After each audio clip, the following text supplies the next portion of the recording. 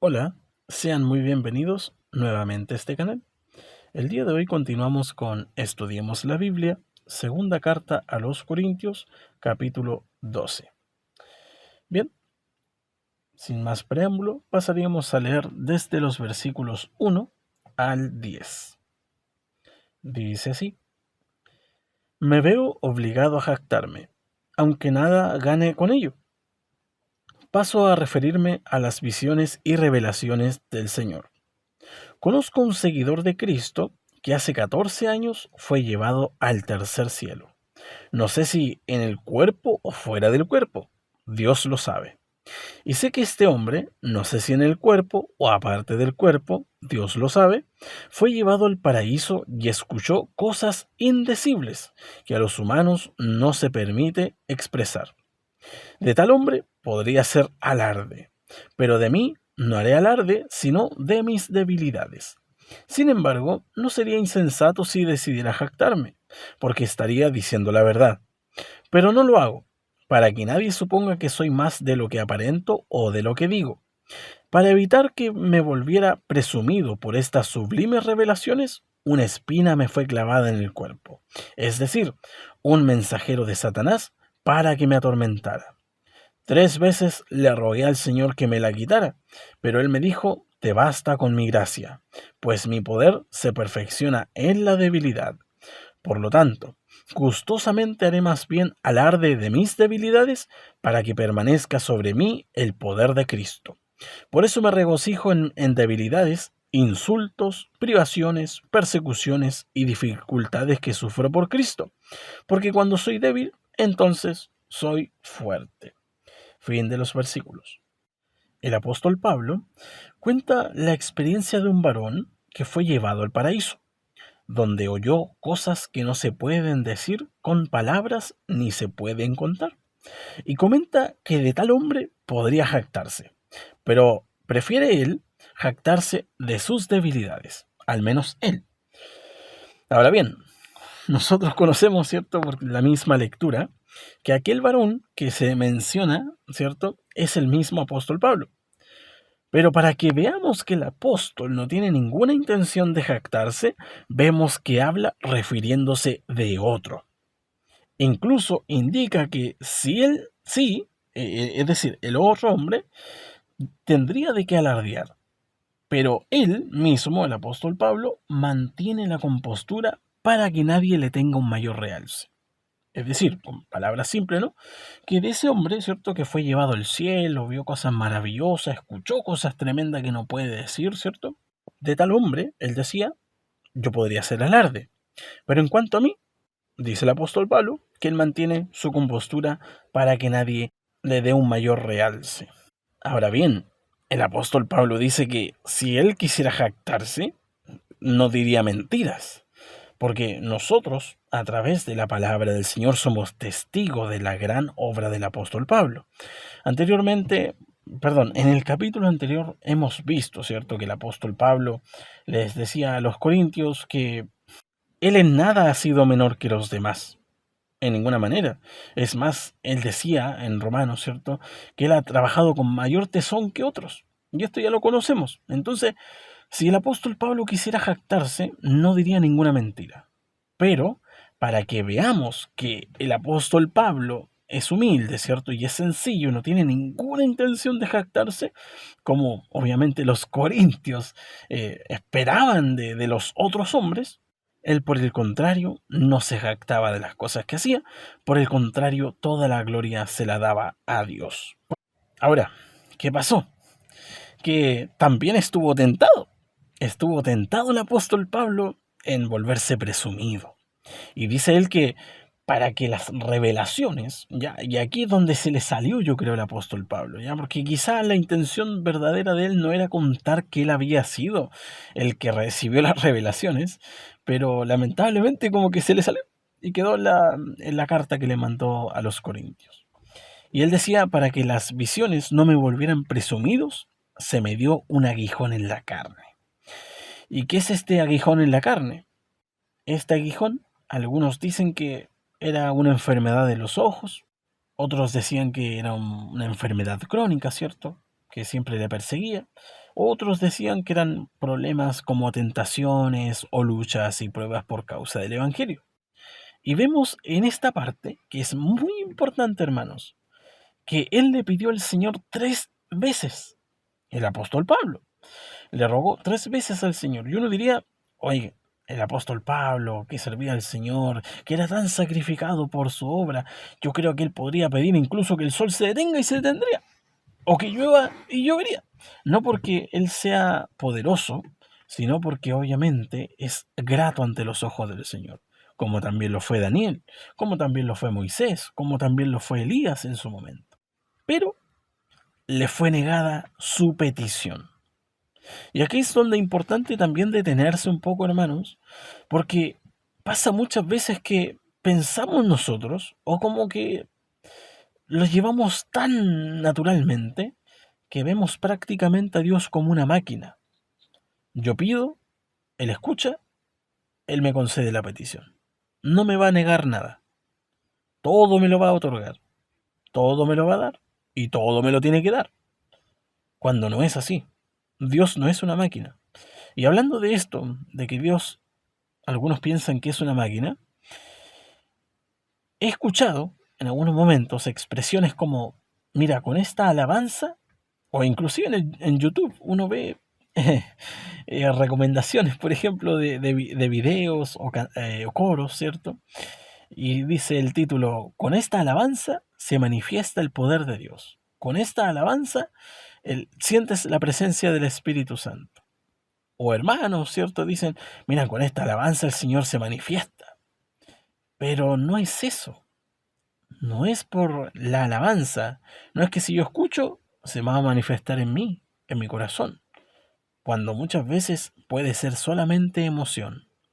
Entonces, con esto hay que tener cuidado. No es una máquina el Señor. Sabemos nosotros que el Señor siente, Él se enoja, porque fuimos creados a la semejanza de Él. Él se enoja, Él también siente, se pone triste, se alegra, ¿cierto? Se goza, se agrada. ¿Y en qué momento una persona, ¿cierto? Un cristiano, siente la presencia del Señor?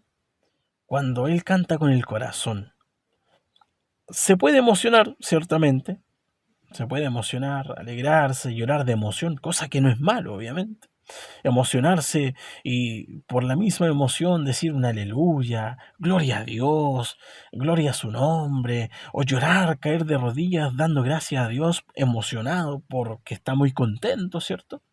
Pero distinto es la presencia de Dios. Es muy distinta la presencia de Dios. Miren, yo soy testigo de lo que es sentir la presencia del maligno, de demonios, de espíritus inmundos. Soy testigo de aquí. Y sé cuando, al menos cuando el Señor, cierto, me permite sentirlo, sé cuando hay presencia maligna. ¿Ya? Hace mucho tiempo, gracias a Dios, que no la he sentido, cosa que no es grato sentirlo porque es algo horrible, hermanos. Entonces yo, como soy testigo de lo que es sentir una presencia maligna, también soy testigo de lo que es sentir una presencia bendita, una presencia santa, que es la presencia del Espíritu Santo. Entonces es algo que realmente se siente y algo que llena la vida. No es un gozo de emoción, es un gozo indescriptible. No puedo decir, no puedo explicar de eso el gozo que uno siente en su corazón, en todo su ser, pero es un gozo que transforma, un gozo que renueva, un gozo que glorifica. Lo único que hace ese gozo es glorificar el nombre del Señor. No está pensando usted en ese momento en sus familiares, no está pensando en su hermano que está perdido, que está lejos del Señor, no está pensando en otras cosas que le emocionen y le causan tristeza o llanto. No, todo es gloria a Dios solamente. Y recibe un gozo maravilloso y comienza a llorar, comienza a reír, comienza a alegrarse con con un gozo que en el mundo no se siente, ni ninguna emoción le asemeja.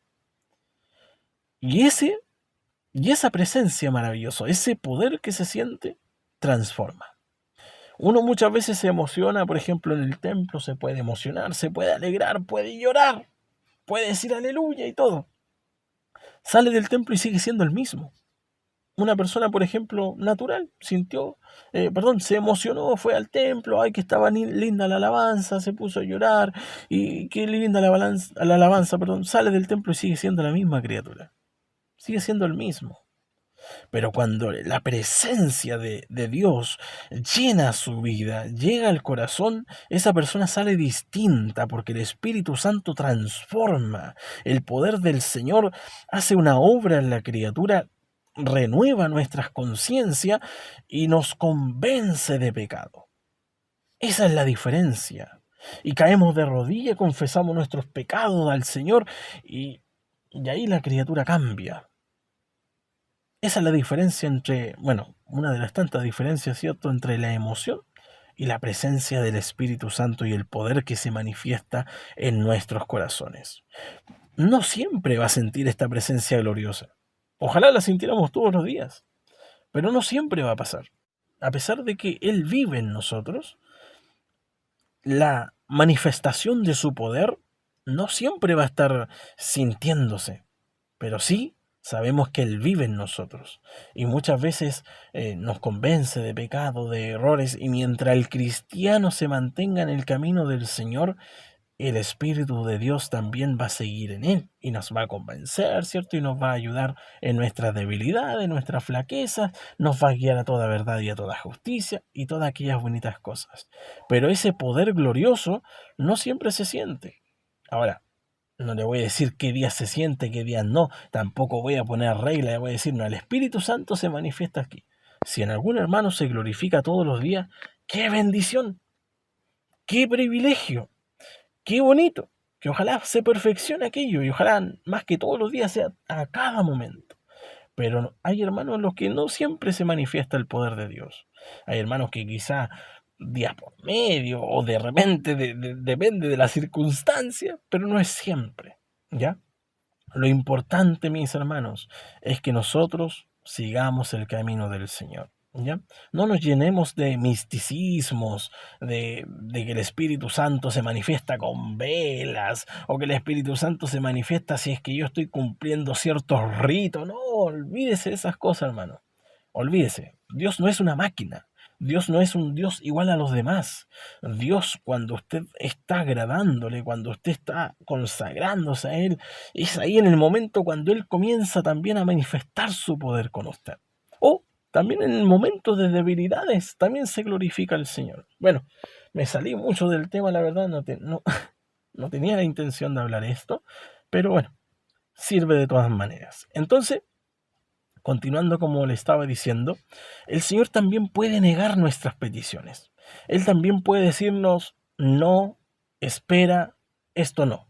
Así que tenemos que estar sujetos a la voluntad del Señor siempre, no deseando a la fuerza que Él haga lo que nosotros queramos, porque tampoco podría hacerlo, aunque hay veces que el Señor, si nosotros le pedimos y le pedimos, ha pasado veces que el Señor concede. Y lamentablemente es solamente para el mal, porque su voluntad es la perfecta. Miren, yo había notado una referencia, ¿cierto? En Primera de Juan, capítulo 5, versículo 4, dice así: esta es la confianza que tenemos al acercarnos a Dios, que si pedimos cualquier cosa conforme a su voluntad, Él nos oye. ¿Ya? Entonces, cuando estamos en el marco del Señor, ¿cierto? Y pedimos algo conforme a su voluntad, Él nos concede aquella petición. Miren, es importante tener esto en consideración. Pasa que muchas veces hay hermanos o predicadores o quizás líderes incluso podría ser, que deprimen a la hermandad. ¿En qué sentido? Que hablan de que hay que tener fe, porque si Dios, o si usted no tiene fe, entonces Dios no le va a conceder la petición. Y dice para que el que tiene fe todo lo es posible, ¿verdad? Pero ¿dice acaso la palabra del Señor que para el que tiene fe todo lo es posible y también se le va a dar inmediatamente lo que está pidiendo? No, no está diciendo eso. De hecho, acabamos de leer que si pedimos algo conforme a la voluntad de Dios, Él nos oye. Entonces, sabemos que Dios siempre nos escucha, pero ahora que Dios nos quiera conceder las cosas, es diferente. Usted puede tener toda la fe del mundo, puede tener la fe de trasladar los montes, de sanar a los enfermos, de echar fuera demonios. ¿Quién no tiene fe, hermanos? Todos nosotros tenemos fe. Si no, ¿qué estamos haciendo aquí? Sería ridículo que hubiera un cristiano que siga a Cristo, ¿no? Y no tuviera fe. Eso es ilógico, no puede haber. Entonces, usted no puede decir, no, yo no tengo fe. No, si tiene fe, por algo está siguiendo al Señor, por algo está en una iglesia, por algo pertenece a Cristo. Si no tuviera fe, no tendría sentido que esté en este lugar. Entonces, tenemos fe. Sabemos que hay muchos que tienen fe de que el Señor lo puede sanar de una forma, de otra forma, de que si no tiene casa, el Señor le puede dar casa de una u otra forma, si no tiene vehículo, el Señor le puede dar vehículo de otra forma. Hay otros que no tienen tanta fe, pero tienen fe todavía. Lo importante es saber qué.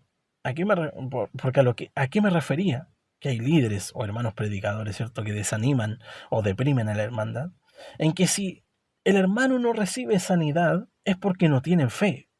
Y eso no es así, hermanos. No es así. Cada uno de nosotros vive una situación distinta en la vida. Hay hermanos que pierden el trabajo, hay hermanos que pierden salud, ¿cierto? Es decir, viven enfermedades, hay hermanos que sufren persecución en los trabajos, dificultades, hay hermanos que no pueden subir quizás de rango en el trabajo, o hay hermanos que por años llevan dificultades. Y eso no quiere decir que no tenga fe el hermano. O otros, incluso más osados, dicen que el hermano no está sirviendo bien a Dios. Cuando esto no es así, hermanos. Cada uno vive la vida que Dios le ha dado. Y cada uno tiene que vivir cada dificultad en su vida y llevar la cruz, ¿cierto? Unos llevan cruces más pesadas que otros. Pero lo importante es saber y tener la fe de que si usted está enfermo, Él le puede sanar. Eso es lo importante. Y obviamente pedirlo. Pero que no se deprima usted en que si el Señor no lo sana todavía. Pueden pasar años, pueden pasar meses, pueden pasar días, incluso unos momentos, y el Señor le puede sanar o le puede conceder su petición. Lo importante es que todo sea en el tiempo del Señor. Uno no conoce los preceptos ni la voluntad del Señor ni por qué estamos viviendo cada situación. Usted no sabe si el día de mañana usted va a ayudar a otro que está viviendo la misma situación que usted. O que por esa misma condición usted tenga que llegar a la condición de otro para acercar a ese otro a Cristo.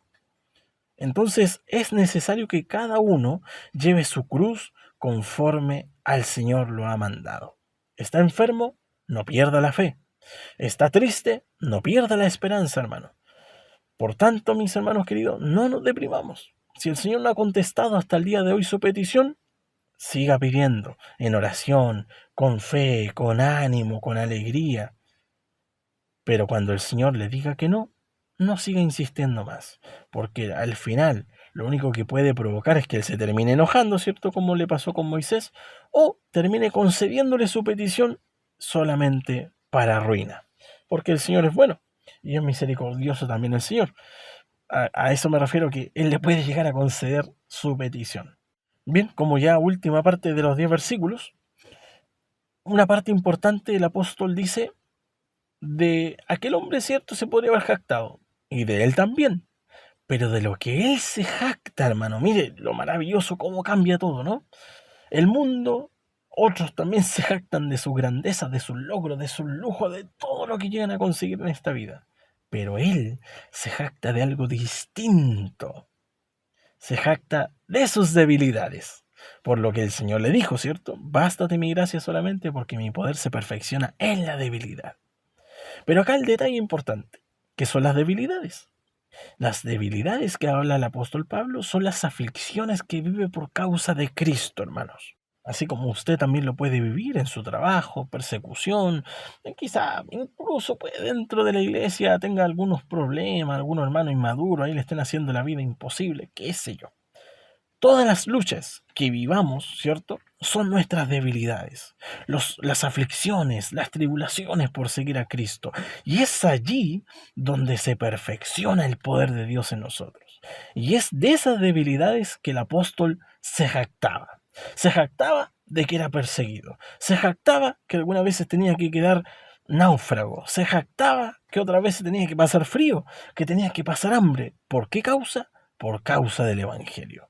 Así que cuando a usted le llega una bofetada por predicar el Evangelio, ahí tiene algo de qué jactarse. Oiga, una vez me pegaron una cachetada por predicar el Evangelio. Una vez me tiraron un balde de agua.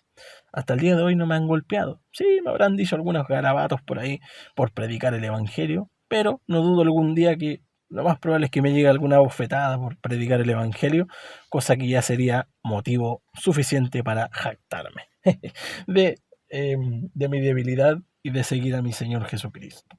Bien, para no seguir alargando el tema, pasaríamos al versículo 11 al 12 y dice así: Me he portado como un insensato, pero ustedes me han obligado a ello. Ustedes debían haberme elogiado, pues de ningún modo soy inferior a los superapóstoles, aunque yo no soy nada. Las marcas distintivas de un apóstol, tales como señales, prodigios y milagros, se dieron constantemente entre ustedes. Fin de los versículos. Entendemos que los que se jactan son insensatos, es decir, necios.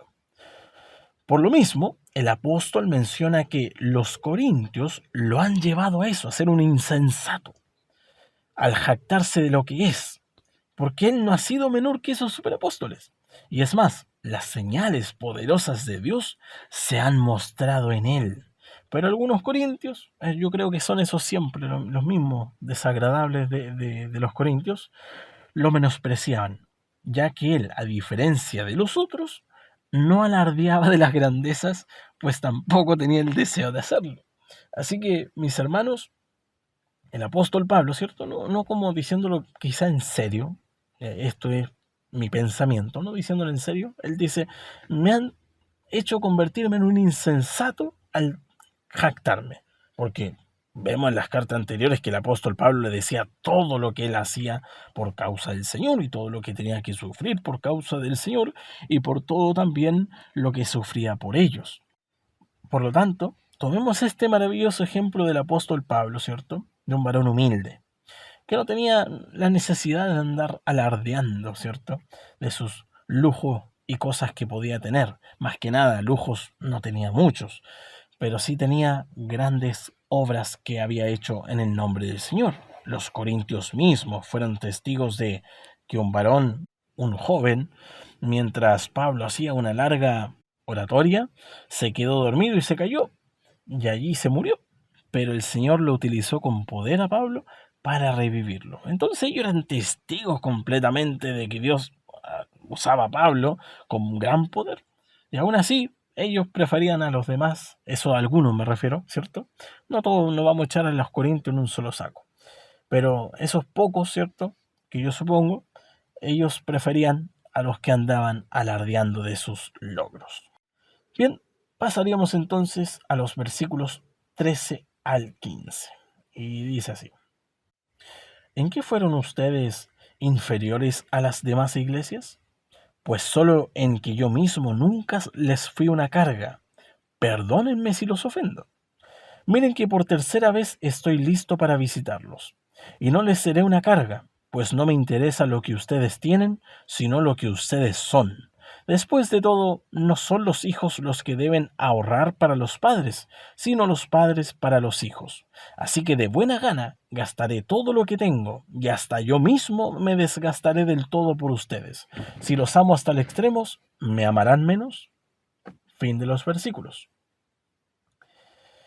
El apóstol dice que la iglesia de los Corintios fue inferior a las demás. ¿En qué? En que él no fue una carga para ellos.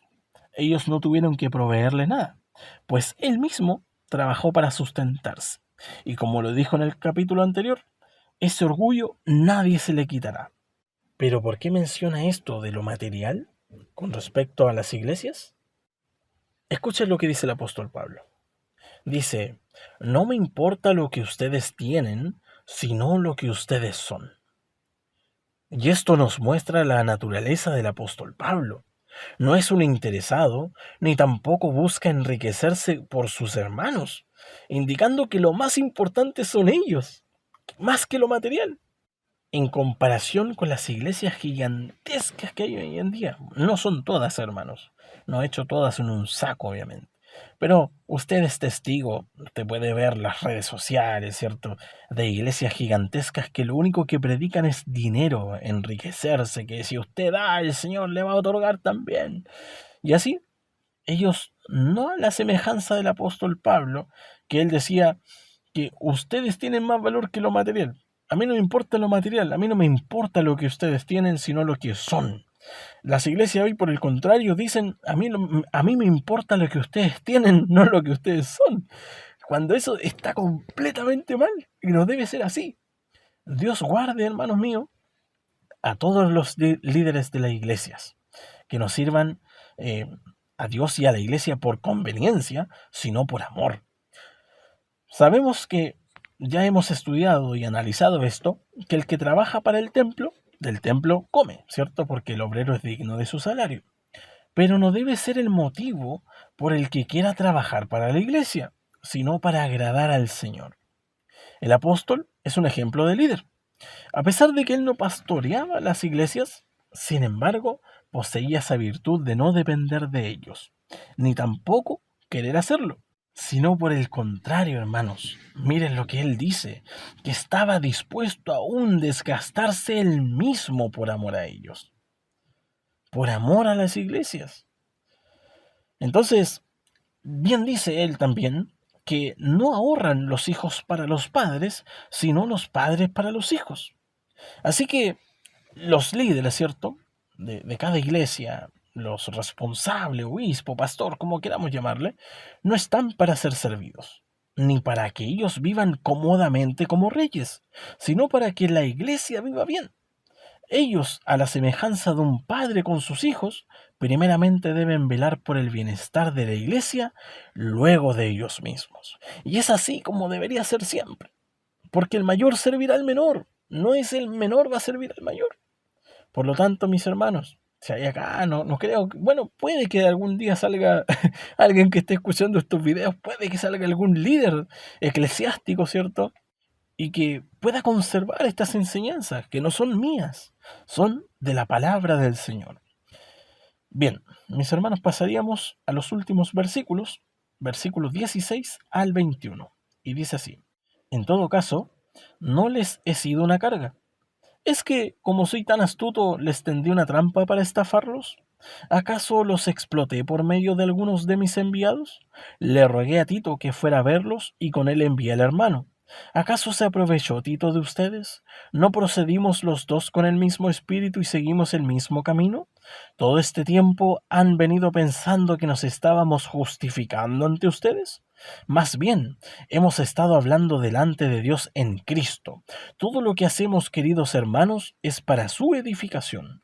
En realidad, me temo que cuando vaya a verlos, no los encuentre como quisiera, ni ustedes me encuentren a mí como quisieran. Temo que hayan peleas, celos, arrebatos de ira, rivalidades, calumnias, chismes, insultos y alborotos. Temo que, al volver a visitarlos, mi Dios me humille delante de ustedes, y que yo tenga que llorar por muchos que han pecado desde hace algún tiempo, pero no se han arrepentido de la impureza, de la inmoralidad sexual y de los vicios a los que se han entregado.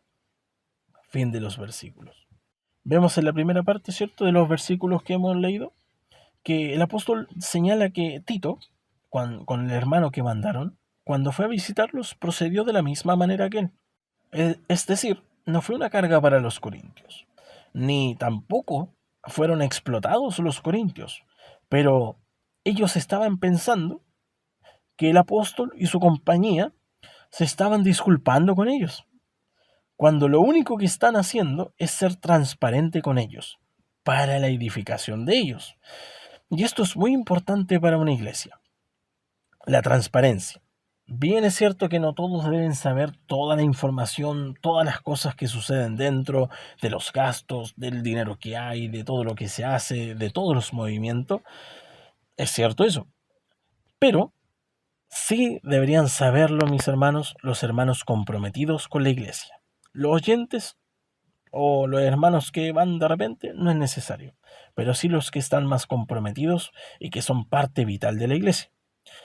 Pero es necesario, mis hermanos, sí es ser transparente en una iglesia, porque así se evitan problemas dentro, como la murmuración. Finalmente, el apóstol señala su temor, que al visitarlos nuevamente se encuentre con una iglesia deplorable, alejada de la justicia de Dios y llenos de pecado, y que tenga que él llorar y ser humillado por Dios por causa de ellos. Y con esto último, mi hermano, que acabamos de leer, ¿cierto? Podemos ver más manifestado el amor de Dios que habita en Pablo. Un amor que abundaba en aquel varón, un hombre comprometido con la obra del Señor y que amaba a esa iglesia a pesar de que habían algunos que no le tenían mucho respeto y que lo menospreciaban. No obstante, con todo él lo amaba. Con todo él quería que esa iglesia fuera presentada ante el reino de los cielos. Él no quería el mal para la iglesia, sino edificarla solamente, que se perfeccionara para el Señor. Anteriormente habíamos visto, ¿cierto?, cómo él hablaba bien de la iglesia y temía quedar mal si es que ellos no juntaban las ofrendas. Así que Dios ayude a nuestros líderes, a todos los líderes de la iglesia, ¿cierto? Siempre hay que orar por ellos, para que ese amor pueda permanecer también en ellos y que cada día vaya creciendo y que la amen a la iglesia. Sé que una iglesia es difícil de llevar porque consta de muchos hermanos, cada uno tiene su ánimo distinto, cada uno de nosotros somos distintos y algunos más complicados que otros, pero lo importante es que el líder tenga ese amor por las ovejitas, porque son ovejas que el Señor le ha otorgado, ¿cierto? Que es necesario que la amen, que no busquen alguna ocasión para no estar con ellos, por el contrario, que busque siempre la ocasión para conocerlos más y más personalmente, más que preocuparse de tantas otras cosas como la infraestructura, cosas externas, preocuparse por ellos. Y aparte de delegar tantas funciones, por ejemplo, a otro, ya tú te encargas de este grupo, tú te encargas de este otro grupo, y tú de este otro grupo, y tú me avisas cómo están ellos. Cuando no, él debería preocuparse por toda la iglesia, y ojalá conocer a toda la iglesia, y no quedar en duda, ¿quién es este que viene hoy día? Sino estar comprometido verdaderamente con la iglesia. Porque sabemos perfectamente que la iglesia no es una empresa, no es algo humano, sino que es algo de Dios, es una familia, es una hermandad. Así como Dios nos ama a nosotros, así todos debemos amarnos también. Así que mis hermanos queridos, este sería el estudio del día de hoy. Lamento lo largo, la verdad, que fue el estudio y lo siento también porque me demoré mucho en subir estos videos. Esta semana por fin terminamos con Segunda a los Corintios. Me falta el último capítulo que espero ya subirlo mañana. Que mi Señor les bendiga, les conceda un bonito día y que les vaya muy bien. Adiós.